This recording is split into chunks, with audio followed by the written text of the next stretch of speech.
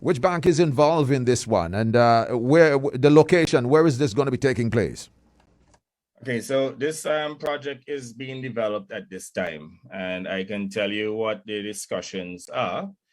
What was announced in the cabinet notes, is just based on a discussion. Now, I know that $100,000 is actually mentioned, but I'm of the view that it could be between maybe 110 and 120,000 to be on the safe side, because building construction is not cheap. Yes. We're looking at properties that may be about 750, 800 square feet, 2 bedrooms, a single bath. And we're saying that what we can possibly do is to, build properties that are not, and hand them over without being tiled or maybe being painted. So they will not be quite complete, but livable, similar to what we've done in Barbuda. Yes. But to reduce the price down to about $120,000, because someone, for example, who borrows over 25, 30 years, $120,000, let's say about 7%, the loan repayment will be about $800 a month. Yes. Now, we recognize too that perhaps most of the people who pay rent in this country, they're immigrants. And generally speaking, they pay between $800 and $1,000 a month. And when you look at the public servants in particular, they pay on average at the low end. I mean, I do accept you do have some people who are making less than $2,000, but I'd say on average, the average or model or median pay within the public sector will probably be between $2,000 and $2,500.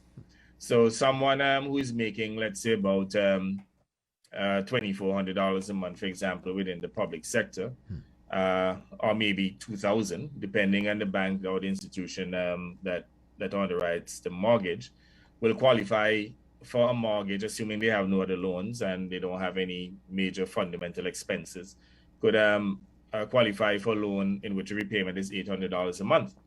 Now, the way in which the government intends to subsidize these properties is that the government has recently purchased a block plant.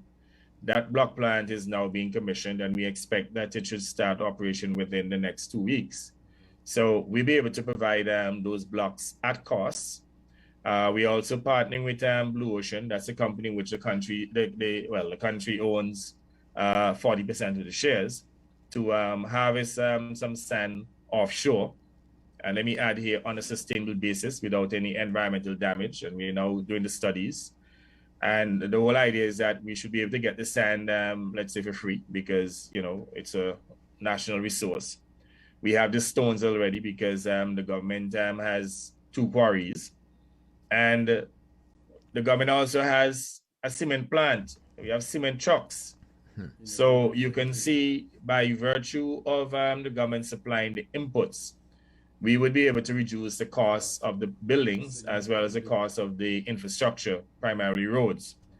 And we know it's very ambitious to set such a low price, let's say about 120,000 to be on the safe side. I know the notes say 100,000, but I'll say 120,000. We believe we can bring those properties. These are basic 2-bedroom properties. Again, they may not be tiled, they may not be plastered on the inside. And there'll be some work to be done in order to complete those properties. But one thing I can assure you, there'll be resilient, climate resilient properties, concrete properties. We don't build board around here. And perhaps they will also carry concrete roofs as well, because that will also help to reduce the amount of exported items that we have to include in the construction. I know that there's some people who think, well, to have a concrete roof during an earthquake and so on could be dangerous. But look, there are many countries here in the Caribbean. You go to Anguilla and so on, most of the properties that are built there, they're concrete roofs, and they're more sustainable. And if individuals feel a little threatened by an earthquake and they're in a house with a concrete roof, they can easily just go outside and and secure themselves from the earthquake. Although I don't think an earthquake will create that level of damage, or maybe what we can do is use some form of modular construction, in which maybe a part of the house is concrete, so that you can at least shelter from hurricanes, and another part will be the traditional wooden and galvanized roof. And in that case, I guess it's dual purpose. If there's an earthquake, you go into the area that has the traditional galvanized roof. So those are things that we're looking at. But in essence, we're trying to reduce the cost of those properties so we can now include a wider cadre of Antiguans and Barbarians. In other words, the average working class person should be able to qualify for such a property. And what that will do as well, it will help to increase the amount of construction work out there, even though at this point our construction sector is literally having an issue in terms of skilled workers at this time. Even if we have to bring in people temporarily to satisfy the demand, we'll have to do so. But we're very serious about starting this product. So the government, in essence, will have 3 types of housing. You have Happy, in which we do free homes, and Happy going forward going to be primarily concrete structures too. So Happy, that's the housing for the indigent, in which we give these people who just can't help themselves, we help them to get free homes. And you have the affordable homes, which National Housing is doing, and that is to help those at the upper end of the, let's say, low income strata, that we help them to transition into middle class housing. And again, those who are literally low income, we'll also have a product for them so that they too can own their homes. We may have to also maybe cut the land a little smaller. Those lots for those homes may be probably typically 5,000 square feet as an example, and rather than maybe the usual 8,000-9,000 square feet, in order to keep the land costs down and to put them in nice communities so people can live comfortably. Or we may just leave the lots at the same 7,000 square feet, 8,000 square feet, so that they can expand. So these could be starter homes, and as people's income grow, they can expand.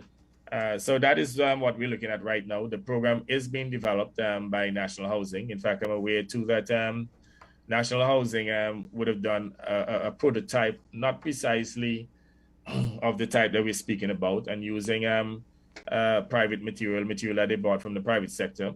And that home is coming in a 2-bedroom concrete roof house. It's down at the Paradise Cove, formerly Judge Bay housing project. That is coming in, I think, at about maybe 170,000, somewhere around there.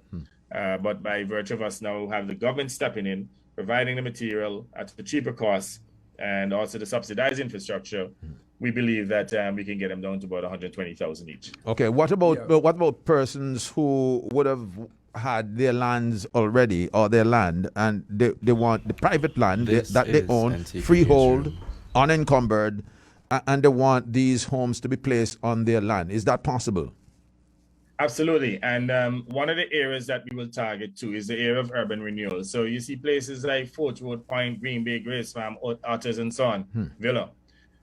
Individuals who live in inadequate housing, we would like them, for example, to approach us, and what they can do, they can convert their plywood houses, their wooden houses, into concrete homes. So they can literally do away with those wooden houses and to build more sustainable housing, and to help themselves and to help us to renew these communities, because many of these communities are run down.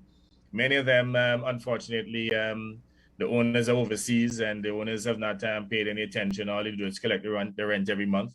Some of them are dilapidated, and we will be addressing those very shortly, maybe at least early in the next term, because we still hope to be here presiding over the governance of the country. And we will make it extremely punitive for them to have their properties overgrown with, grass, classy trees, and so on, and becoming a health hazard for the community, and literally making the country look filthy, the country look dirty. And as I speak to the issue of beautification, Antiguans and Barbarians need to take a little more pride in the country. I mean, there are too many people who continue to put garbage at the side of the roads, and making the country look unsightly. You got to stop it. This is a tourism destination, and it does not give a good impression to our guests. Even those who come here to invest and so on from time to time remark that the country is filthy, the country is dirty. I mean, come on, have a little pride. I mean, some of them, you hear them on the radio blabbing them out, and they can't even take a little time out to go and clean in front of the yard. They have overgrown shrubs and bush and so on growing up in the yard, all kind of garbage around the place.